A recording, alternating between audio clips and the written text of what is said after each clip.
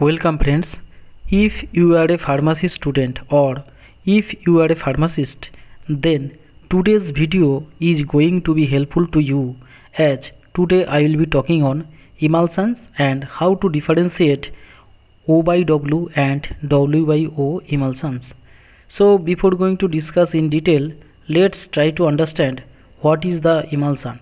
You see, emulsion is a thermodynamically unstable. That means if you increase or decrease the temperature, emulsion may crack. And it is a colloid system. You know, in case of colloid, there is a particular size range of the particles. So it is in colloid range. And whereas one liquid is dispersed as a droplet in another liquid, and these two liquids are mutually immiscible. So to stabilize the system, as you know, one liquid is immiscible to another, so there must be a stabilizer which is called emulsifying agent. So there must be an emulsifying agent to make an emulsion. Okay, so this is the definition. Now what is a common example of a natural emulsion?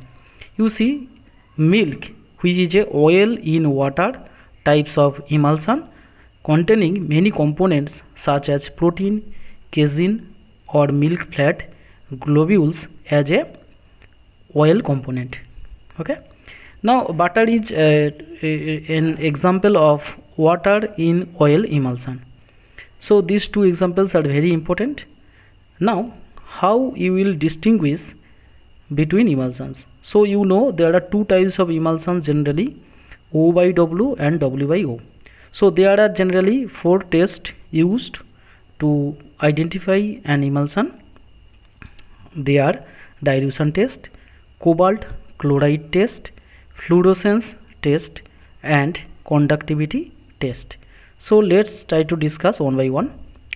In case of dilution test, you know, during this test either oil or water is used to dilute the emulsion. You see the example O by W type of emulsion. So here continuous phase is water. So if you add water to this emulsion, there will be no change. But if you add oil, that means dispersed phase in this emulsion, then there will be phase change. Okay, so inversely, if you take W by O emulsion and if you add continuous phase, that is oil, there will be no change. But if you add water, that means the dispersed phase, then there will be phase change. Next is electrical conductivity test.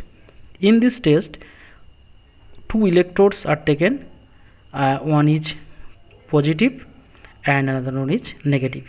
So these two electrodes are added in the emulsion and these two are connected with a bulb. If it is a O by W type of emulsion, then there will be glowing of the bulb and the test will be positive. Why? As you know, continuous phase is water and water is good conductor, so that's why it will give positive test. Like this way, if you add some amount of electrolytes like sodium chloride, then glowness of the bulb will be increased. Inversely, if you add two electrodes and connect it with a bulb in a W by O emulsion, there will be no glowing of the bulb and the test will be negative. Next is cobalt chloride test.